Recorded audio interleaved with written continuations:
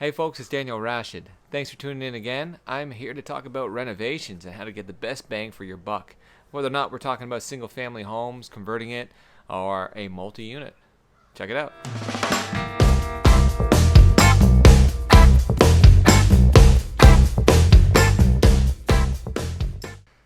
Alright, for renovations, improving property value, there's a lot of different ways to approach it. Renos definitely shouldn't be taken lightly, for one. You should definitely consider what you're going to do and whether or not it's the best thing for the property or the best approach to it. It's easy to get lost and, talking to somebody or a contractor and have them walk through and sort of give you ideas of the place. But take a step back, get your pen and pad out, sketch up some ideas about that property. And let's say, for instance, you're dealing with a single family home and you want to get the best bang for your buck for the renovation. How do you do that? What should you tackle?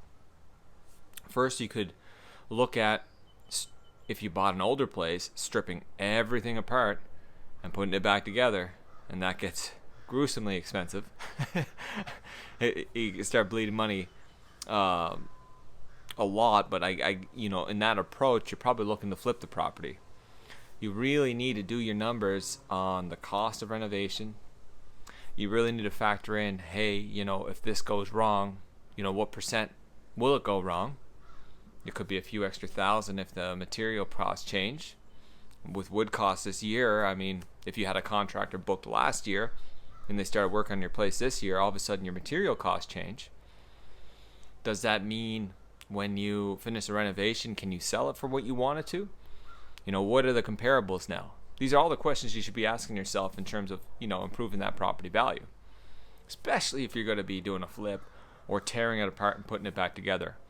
You're talking hundreds and thousands of dollars, and does it make sense at the end? So you don't really need to tear down the entire property and put it back together. That could be a different approach to it. If you want to improve maybe rental numbers, it could be as simple as getting rid of the painter's beige. Walking up to your property with fresh eyes. Can I improve the curb appeal? Can I improve the landscaping? Can I put window boxes on the window and put some aliens in there? Pernalians. I can't even. Flowers. Put some flowers in the window boxes. That's what I'm talking about. You know what I'm talking about. So you got your flower boxes, you got nice landscaping. The front door maybe is tattered up. Maybe you throw a coat of paint on, you change the locks. Maybe the locks are old and rusted. The locks don't cost much. A lot of this stuff don't. The door will cost something. Because if you're dealing with you're going to find a quality door. And if you're dealing with a multi-unit, it could be a fire-rated door, which can cost you some extra cash. Point of, where I'm coming back to is sort of like sizing up your renovation. What direction should you take with it? Now, if I was dealing with a multi-unit and wanting to improve the space and don't have a lot of capital or a credit line to draw from, because I wouldn't put this on my high-interest debt, you'd want a credit line or cash to draw from to improve your property. So if you're improving a multi-unit, a budgeted approach would be the essentials in the unit. Walk in with a fresh pair of eyes. That's what you need. Fresh pair of eyes when you go into your space. Don't just assume, walk in as if you're a renter or still renting in your life. What are you going to look at? You open that door, what are you looking at? You're looking at the floors, looking at the color of the paint, the crappy light fixture, the terrible counters that have maybe chips in them, the old appliances, the bathtub that has rust around the drainage, the shower head's still old, the white plastic has turned to yellow. There's a countless number of things in older properties that we overlook because we, as investors or buyers, are looking at return on investment at the end of the day. And getting lost in those numbers can take us away from what it's like to walk in for the first time. So you need to put on your first time hat as if you're a renter, walk in your unit, doing little, floors, paint, paint's so huge, and a good paint job at that, not messy and sloppy. I mean, take your time, find a good painter to do a good paint job. I understand if you're in a crush or in a bind and you just want to hammer the unit out. I get it. I've been there. You know, you get someone in, you hammer the unit, you get the paint job done, good, budgeted, you get it rented. But if you can take your time, correct the imperfections in the wall, maybe there's holes, maybe there's bubbles, maybe there's a number of things. Maybe the baseboard's painted as same as the wall, is the same as the ceiling. It's gross. Don't let that happen to you. Take the time, you know, brighten up those baseboards, brighten up the walls with a nice neutral color outside of painter's beige. Just add some spice to those units. Those folks will appreciate it. You don't have to get too crazy, but as long as it's clean and concise, those folks would appreciate it. Now let's take it back to the kitchen. The kitchen has chips in the countertops, perhaps. New laminate countertop, cheap. You can find a new countertop very, budgeted. If you have time to invest in the quartz, great. Anyone would really appreciate that. Now, if you're going with the quartz countertop, are your appliances old? So you need to budget this out, but all of a sudden you're kind of getting expensive. You got to make a lot of major changes. Your appliances, if you upgrade them to stainless steel perhaps, would make a world of a difference. Someone walking in there and seeing that kind of kitchen quartz countertop, nice, neutralized colors, maybe they're oak cabinets and you neutralized it with a nice white or beige, or not beige, let's say onion powder, or a gray, perhaps. A nice paint color that's outside the norm for the kitchen. Maybe it goes in with the quartz rock that you have there, or the laminate, you pulled the color out, made it synergize a little bit. That's going to be a big difference for someone looking in that unit now. When you walk in, if all of, the walls are freshened up, you did it all on a budget, power outlets, the plug outlets being old and dingy, get them replaced. That's a very inexpensive cost. So there's a number of things you can do to improve the curb appeal of your property and the value of your property. Right away, you're adding a ton of value there. Perhaps the best way to add value is to add units to your property. If you can add a rental suite, and you've heard it before, but if there's a way you can chop up your place, add a rental suite that's comfortable, that's going to add a ton of value to your place. Probably like 30 to 60% increase in value immediately. If you're going that direction, you got to make sure your zoning's right. You meet the bylaws, and then you got to get council to approve that you're putting in another rental suite. If you can get that, all of a sudden you have an immediate added value. So that's just a general idea. A great way, to start in improving your property.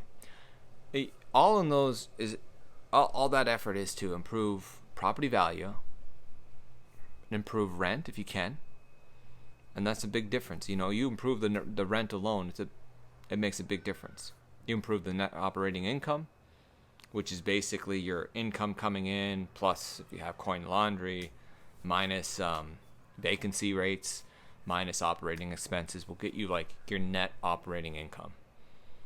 If you can improve those numbers, the value of property goes right up.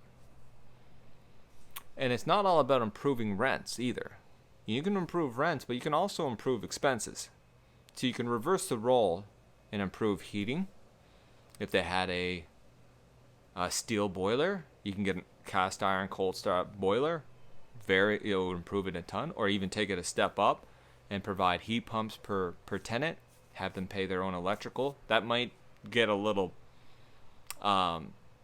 you may have to work with that a little bit, because if the tenant's already paying heat, you're obviously changing the lease and the ground rules, so you're going to have to compensate somewhere. But the next tenant coming in can pay their own electrical and deal with that expense. All of a sudden, you're kind of reducing your cost and increasing your income, which essentially would increase your net operating income.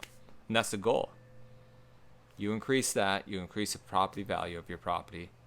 You can do it on a budget, or you can tear apart the property altogether. But that, I'm telling you, the whole tearing to the studs and rebuilding, there's a lot of headaches involved. It's not for the faint of heart. You got to be ready for that kind of renovation. And again, there's other ways to improve your property value by walking up to your property with a fresh pair of eyes. You can see a lot when you kind of wear a different hat, or take maybe somebody with you if you can't see it and you just love your stuff. You take somebody with you and you see the property, would see what they, gauge their feedback. There's even looking at additional ways of bringing in income. If you had extra space and you're downtown and you can rent parking spaces out, that increases the income of the property. If you have a garage that you're not using, like a split entry over under duplex, and you can rent the garage out to a warehouse or somebody who's in the construction industry, then why not store a boat, which is a big deal. And that's it. I just wanted to touch on those few things that to really consider a renovation before you start. Have a good game and a game plan together. Sketch it out from start to beginning. Do your numbers again, and do your numbers again before you start. What the finished product is and where you end up. Whether or not you can sell or increase the rental rates. Perhaps you do all this work and you can actually increase the rental rate, and you're doing it for that increase. Then why are you doing that work? Why are you putting all that additional money into the property? Some properties just you can't work with. We're in one yesterday. Floors were uneven. You put a marble at the top of one room and it'll go down to the other part. It's just, you can't fix those kind of floors. But will it rent? Sure it will. Can you improve the rental numbers on it? Yeah, you can clean up the inside and do some work with it, but the floors themselves you can't do much with. You're going to be stuck with crooked floors. Some places. This particular place, you're stuck with the crooked floors. To re-engineer it just makes no sense. Do you want a property like that? Is that the kind of property you want? That's all the questions that a buyer would have to answer for themselves. But at the end of the day, it doesn't make sense to rip it apart. So that particular place only needed some improvements with paint, countertops, what I'm talking about. The general, facelift. Just a general facelift. Common areas. Reducing the expenses in the hallway lights because they're not LED. There's a number of ways you can definitely improve those numbers for your property. Thanks for joining me. I do appreciate you always taking the time to watch. Take care.